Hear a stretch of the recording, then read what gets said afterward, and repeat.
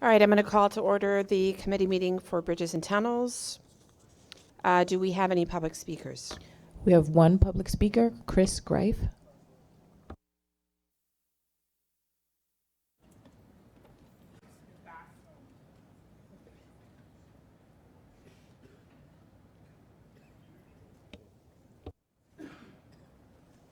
He's in the bathroom. I think he'll be right back. All right, well, we could always take him when he comes back. Just let me know. Can I have a motion to approve the minutes?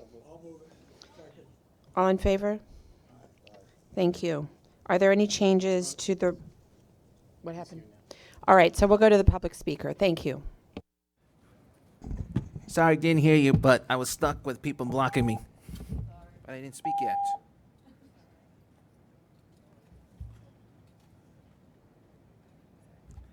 Sorry, I didn't know we were ready to start ASAP. I'm Christopher D. Greif, member of Transit Riders Council, as well as accessibility to the MTA, as well as Long Island Railroad ADA Task Force.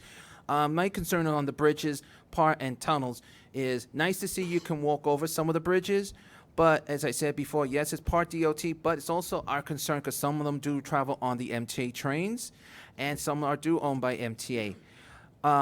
There are times that proper lighting on the bridges when a person is walking, or say if a walker or a wheelchair like to go over the bridge during the nice, beautiful weather season, there's not enough lighting for safety because there are times as we're changing to new kind of lighting system, some of them is not in the right area for a person can see because you don't know there's a bump on the bridge, or try to keep it smooth and safely. The only thing I'm going to say, and it's on the list, is safety must be important.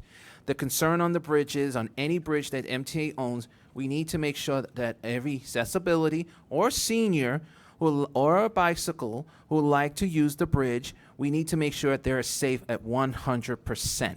So please, guys, when it comes to bridges, please make sure when it comes during the spring season, let's make sure all the lightings are working, the road on the sidewalk on the bridge for the bicycles, wheelchairs, walkers, or even me who wants to walk over the bridge just to get a beautiful view and enjoy that fresh air. So I'm urging that to please let's work on the safety on that. Thank you. All right, thank you.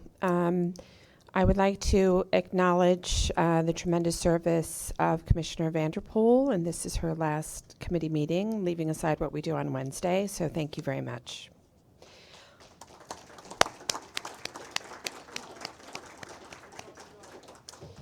All right, Danny, are there any changes to the work plan?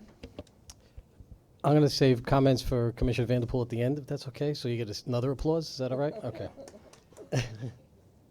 Yes, annually in the December meeting, the B&T committee work plan for the following year is proposed, and then any changes are approved in the January meeting. Bridge Tunnel's proposed 2020 work plan starts on page 12 of the committee book and contains the following changes to better focus the committee's agenda. So we were asking for a change, the quarterly customer environmental survey report into an annual customer environment report, and the second one is to eliminate the section on the back office performance, as earlier concerns have been effectively addressed and continue to be monitored by staff. And on either of these issues, if there's any issues should arise or there's questions from the committee, we could report back. Okay, any comments or questions about this? All right, would you like to proceed with your remarks? Thank you, Madam Chair. So good afternoon and welcome to the December MTA Bridge and Tunnels Committee meeting.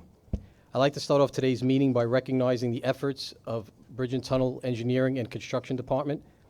The American Council of Engineering Companies recognized Bridge and Tunnel's Morris Street reconstruction project with their 2020 New York Platinum Award in the Special Projects category. Will Romulo DeSantis, Michael Clementoni, Earl Wolcott, and Louis Andriani please stand up? I join the ACEC in recognizing your outstanding efforts in the Morris Street Bridge project. And if you haven't seen the bridge, it's not only a beautiful and useful addition to the Lower Manhattan community, but it is also fully accessible to people with disabilities. So great job. Thank you.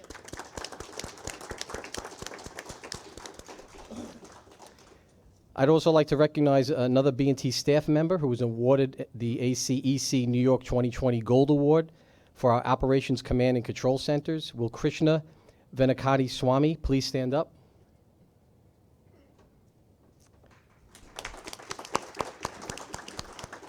Krishna, your tireless efforts in design, development, and maintenance have resulted in advanced intelligent transportation systems that enable B&T to effectively monitor its facilities and quickly respond to a wide range of incidents.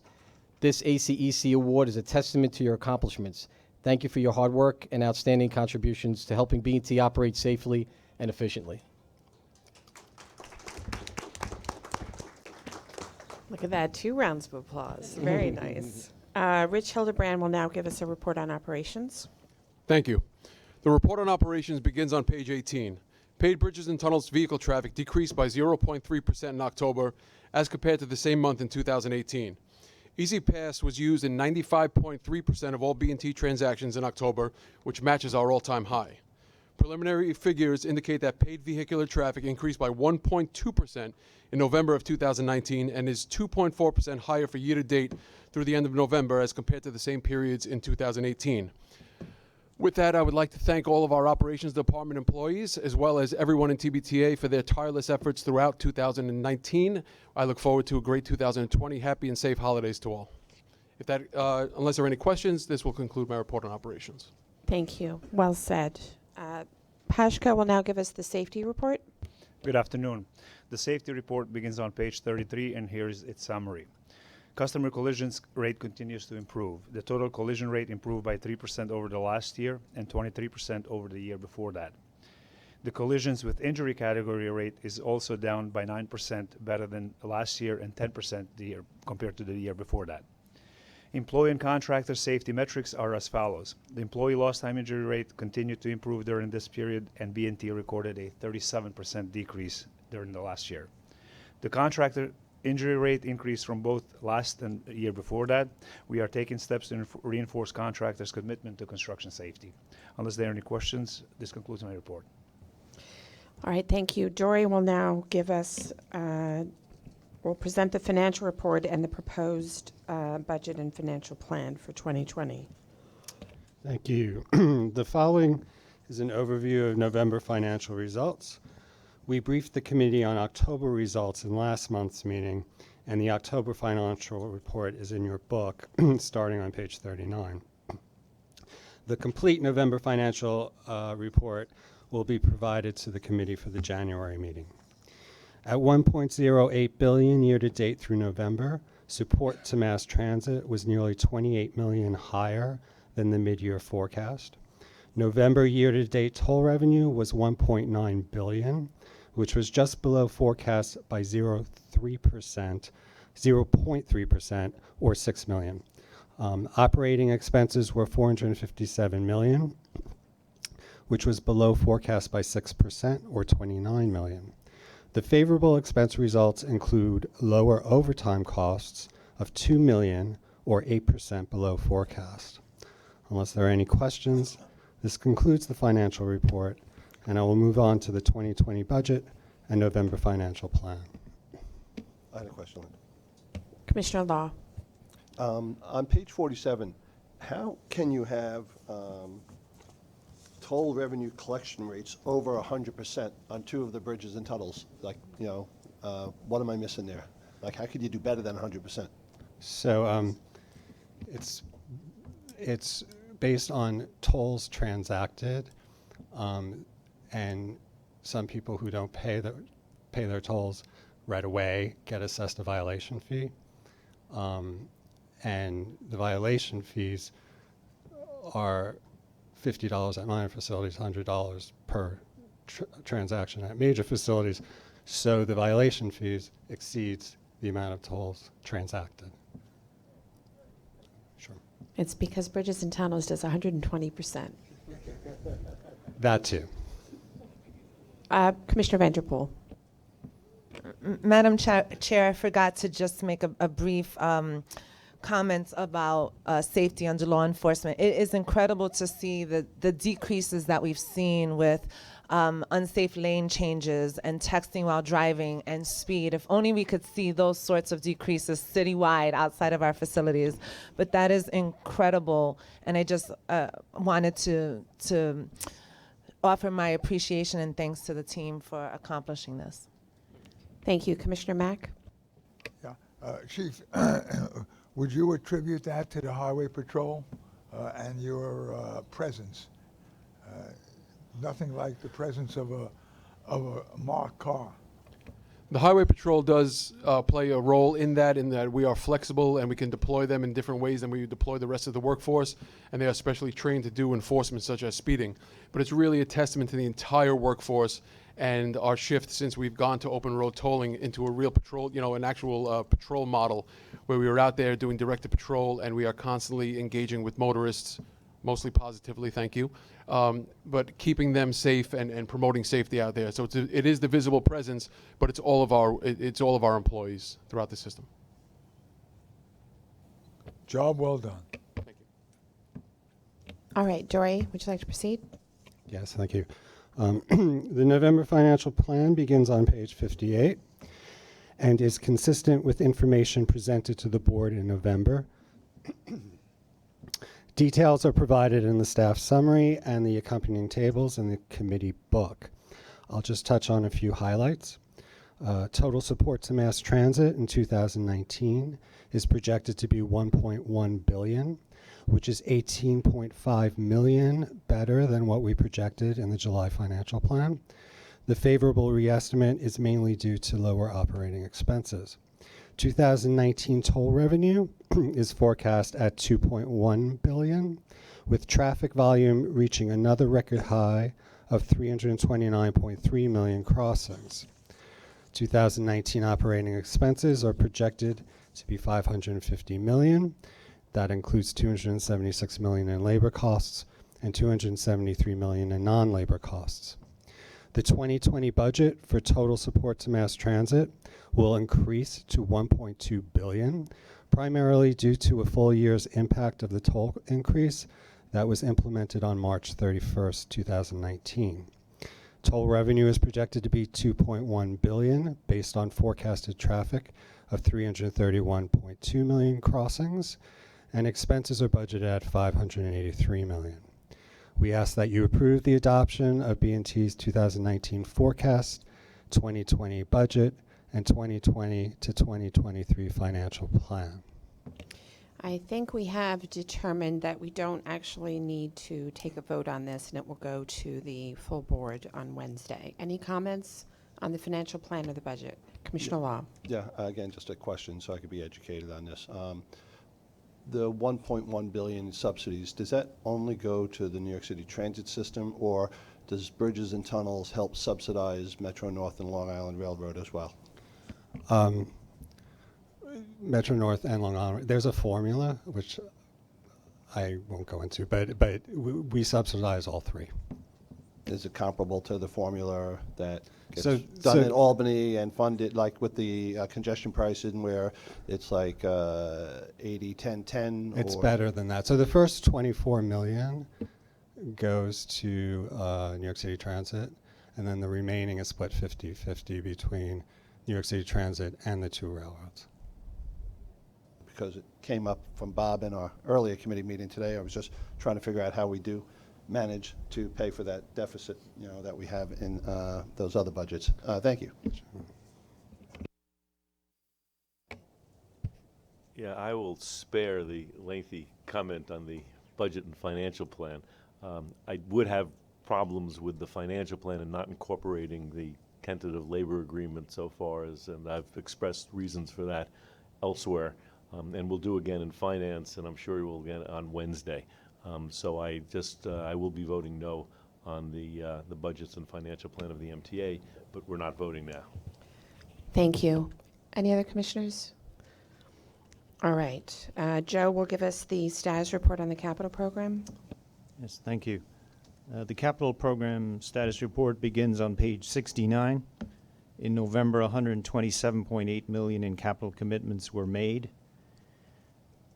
Since the end of November, we have awarded an additional 155.9 million in commitments, bringing our year-to-date total of commitments made to 557.3 million.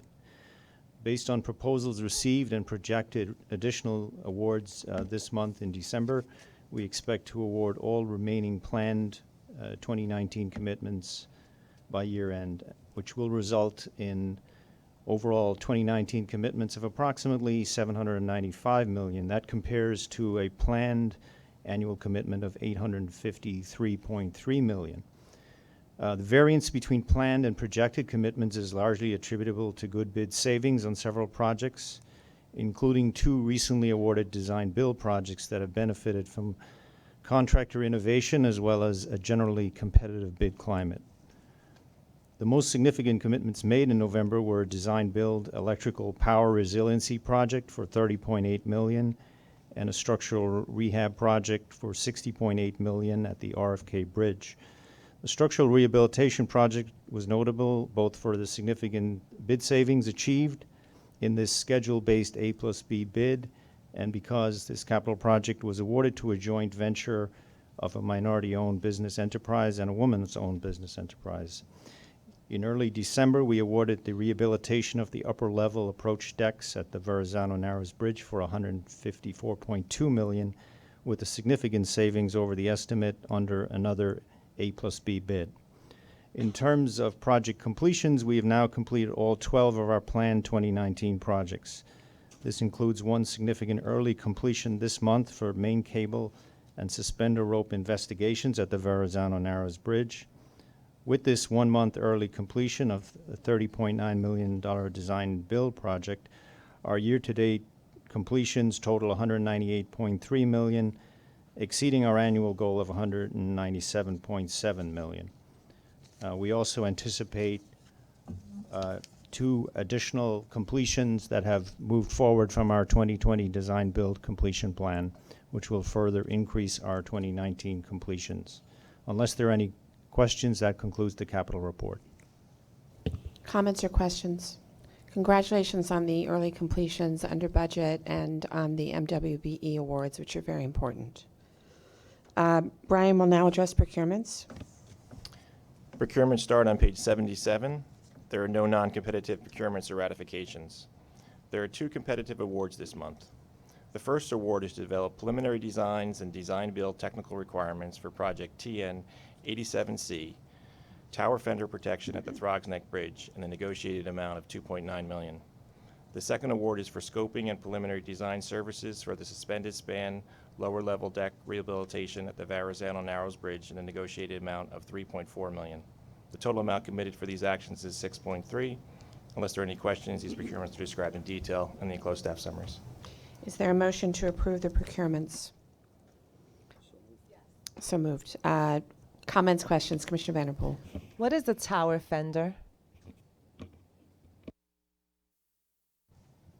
The tower fender is a structure that protects the bridge tower from collision by a ship or a barge or a marine vessel. So it's a protective, basically like that's what it is. Any other comments or questions? Is there a second on the motion to approve the procurements? All in favor? Aye.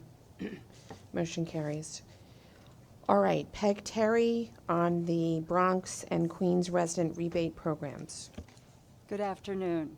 We are asking the committee to authorize the chairman or his designee to take action as necessary to use outer borough transportation account funds for 2 proposed MTA toll rebate programs.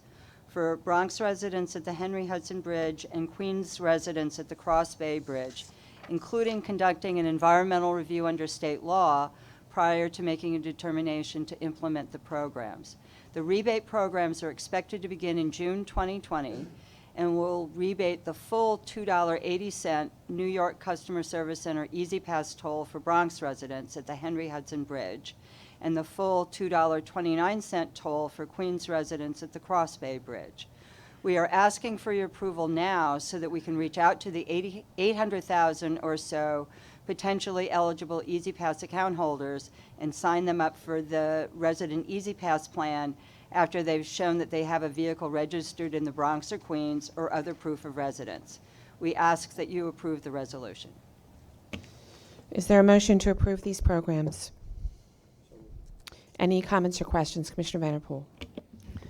I am vehemently opposed to this concept of providing rebates to drivers.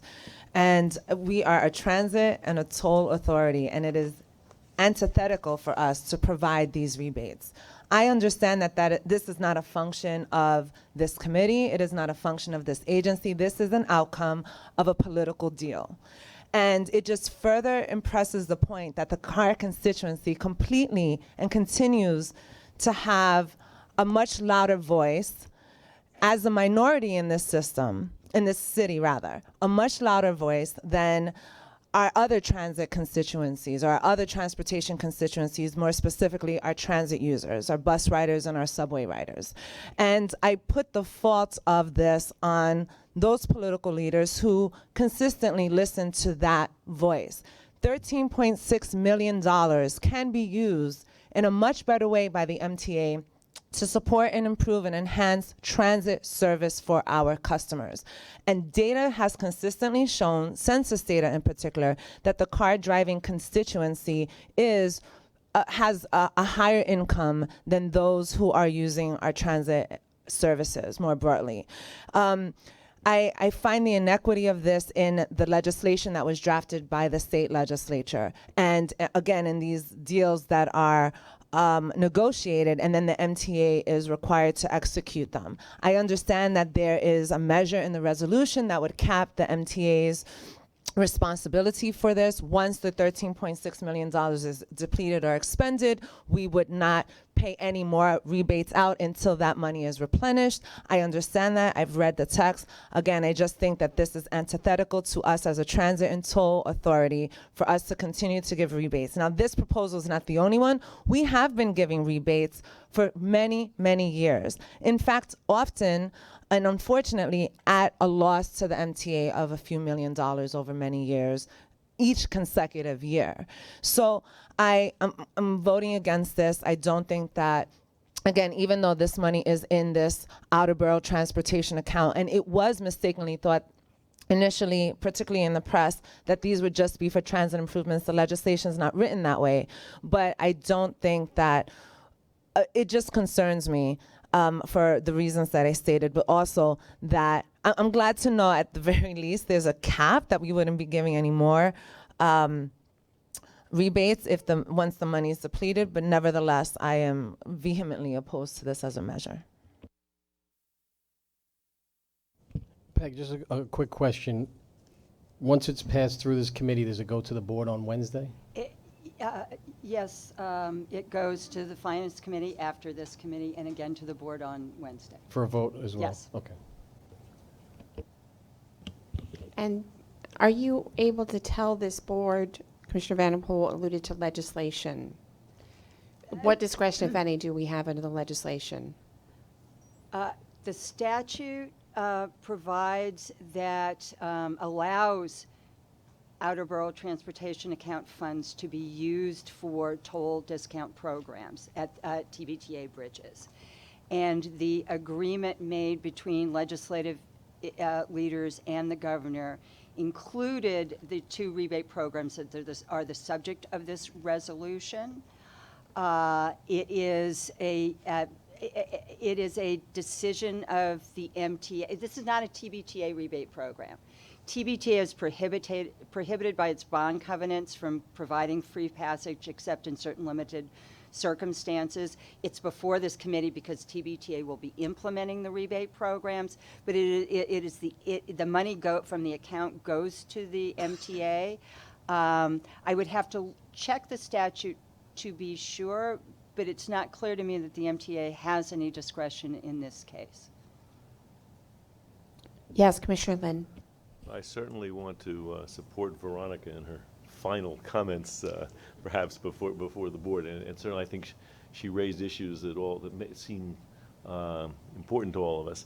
I'm wondering whether or not it would be worth getting a report to see what, if any, discretion we have prior to Wednesday's vote, and to table the decision till then. Thank you. Any further comments or questions? All right. Well, at a minimum, Finance Committee is next. So let's see what we can find out in the next 15, 20 minutes. And unless there are any objections, I think that we can hold off on an actual vote here, especially because it could end up being ratified down the road. But to be clear, all you're requesting is permission to begin to implement the program, to reach out to residents. Correct, Commissioner. It is important for us to reach out to the potential users of the rebate. 800,000 potential residents eligible for this program that will go into effect in June of 2020. Outreach is vital to having it be a successful program if, in fact, the decision is made to implement it. All right, thank you. Let's move to the diversity report. Oh, I'm sorry. Commissioner Mack, did you have a comment? No, I just think that going back, I guess 20 years ago, there was an outcry, and that's how this all happened. It was a matter of not politics, but trying to do the right thing for the residents in Brooklyn, as well as others. But things change. Thank you, Commissioner. I think we'll move to the diversity report. So the the diversity report for the third quarter of 2019 is included in the committee materials, and this information will be presented at the MTA Diversity Committee meeting on Wednesday. So with that, if I may, I just wanted to thank Commissioner Vanderpool for her support to this committee, to this agency of Bridges and Tunnels, and specifically support to Acting President Danny throughout the course of the year. Very appreciated. And you will be missed by the committee and personally, so I wish you all the luck and hopefully bigger and better things. And I wanted to wish everyone a healthy and happy holiday, you and your families. Anything further? All right. With that, motion to adjourn is granted.